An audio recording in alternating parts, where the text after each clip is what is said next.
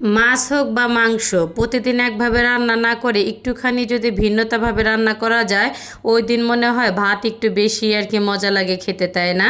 আসসালামু আলাইকুম, সবাই কেমন আছেন? আশা করি ভালো আছেন। আমি আল্লাহর রহমতে অনেকটা বেশি ভালো আছি। তো আজকের ভিডিওটা কিন্তু দুপুর থেকে শুরু করে দিলাম আর খুবই ছোট্ট একটা লং ভিডিও নিয়ে হাজির হলাম। আশা করি ফুল ভিডিওটার সঙ্গেই থাকবেন।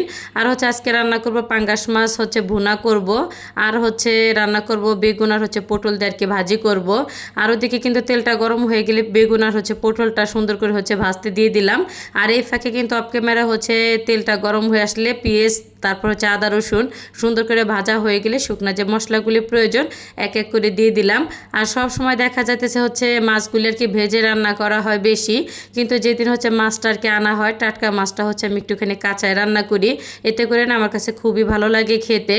আর এই তো এখানে কিন্তু মশলাটা সুন্দরভাবে কষানো হয়ে গেলে মাছগুলি এক এক করে দিয়ে সুন্দরভাবে উল্টিয়ে পাল্টিয়ে মশলার সাথে মিশিয়ে এক পাশটা আগে আমি রান্না করে নিলাম। আর এই মাছের ভিতরে একটুও পানি দেবো না, আমি মাছ থেকে যে পানিটা ছাড়বে তো ওই পানি দিয়ে শুধু রান্নাটা আমি করে ফেলবো, একদমই ভুনা করে আর কি রান্না করব আমি। আর এতে দেখে কিন্তু এক পাশটা হয়ে গেলে তার এক পাশটা কিন্তু এক এক করে আর কি উল্টিয়ে দেবো যাতে সুন্দরভাবে মশলাগুলি আর কি ঢোকে। তো বারবার কিন্তু পাইটেতে দুই হাত দিয়ে আমি আর কি নেড়ে দিতেছিলাম, একবারে চামিচ দিয়ে আর কি উল্টে দিছি আর কি আমি। যাই হোক, আর তো মাছটা কিন্তু উল্টানো হয়ে গেলে আবার ঢাকনা দিয়ে ঢেকে বেশ কিছুক্ষণ আর কি আমি রান্না করে নিছি। আর এদিকে কিন্তু একটুখানি লবণ আর কি প্রয়োজন, তো লবণটাও দিয়ে দিলাম। আর সাথে কয়েকটা কাঁচামরিচও দিয়ে দিব।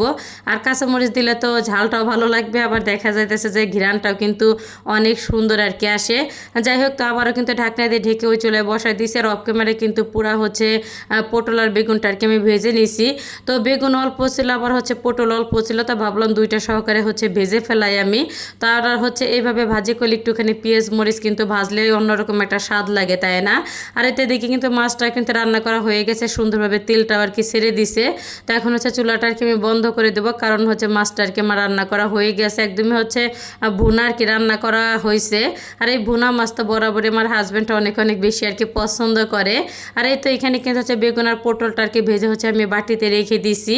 আর অফ ক্যামেরায় কিন্তু পেঁয়াজ আর কাঁচামরিচটা ভাজা হয়ে গেলে তো পটল আর বেগুনের উপর দিয়ে আর কি আমি দিয়ে দিছি।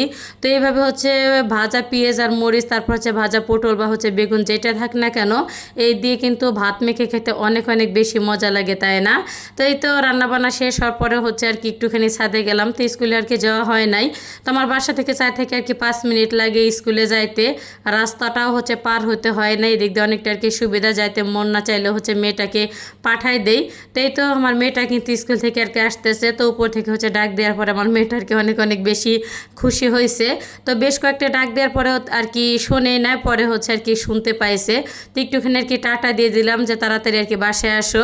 তো ভিডিওটা আমি এখানে শেষ করলাম। সবাই ভালো থাকবেন, সুস্থ থাকবেন। আসসালামু আলাইকুম।